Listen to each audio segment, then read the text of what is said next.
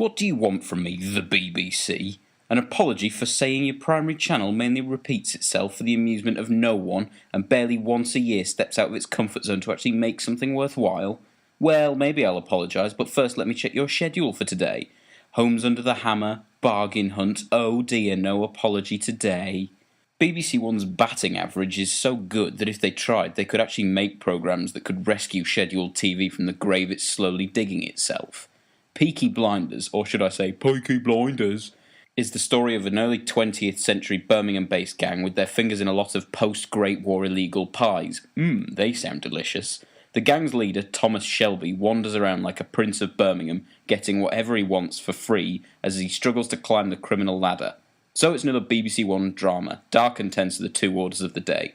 But this particular genre is becoming quite a competitive market. So much so that as great as this is, it's probably my least favourite of all the dramas this year. For one thing, Birmingham Base doesn't tell the whole story. These characters talk with almost cartoony Brummy accents. This whacks the tension pretty fucking hard. Another hit's taken when I realised right at the very beginning that the main character looks like a grown-up Oliver Twist, and that thought refused to leave my mind.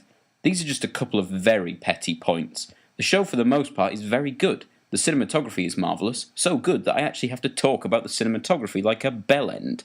Oh, how good is the cinematography? Not something anyone should ever care about, but it's easy to see how good this is. Set design as well. The BBC must have quite a big budget for shows that make no one want to visit the place they're set. Happy Valley made me want to avoid the entire north of England. Quite difficult considering that's where I live. Now Peaky Blinders is telling me to avoid Birmingham, because, let's face it, it's unlikely the place has changed since then. So it looks good. It's well written and brilliantly acted. I can hear you all at home shouting, I want this all over and inside me. Why do you not rate this higher? Well, it took me a while to figure this out, but I think I finally have it. Every other show of its ilk, Happy Valley, Night Manager, Line of Duty, and so on, all had a couple of scenes that gave me guttural reactions. These twists and surprises made the shows great, and while Peaky Blinders was good, it never had anything that made me react. And because I have far too much in the way of time on my hands, and because I care about each and every one of you three watching, I finally figured out why.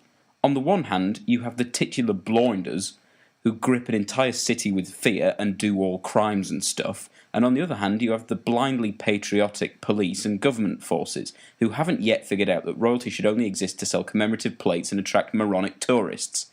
They do work for good to some extent, but in our modern 21st century society we're starting to realise that blind patriotism is keeping society changed to long outdated ideals such as the belief that the country you're born in actually makes you a better person. So who should I root for in this? Like I said, it's good, but when a scene that's supposed to tickle my interest pops up, I can't help but wish both groups would just kill each other and have done with it. I guess the police are the lesser of two evils, because the blinders could all easily be sold as posters to Brexit voters, but I found it all difficult to care about. Yes, it's a competent drama, and yes, maybe you will all enjoy it more than I did, but I can't help feel that the target audience all take this national anthem seriously and get throbbing erections when they see a Union flag. Yes, I am aware UK is in my channel name, but that doesn't make me a hypocrite. That's mainly just to warn viewers about my sexy accent. Core blimey, fish and chips, governor.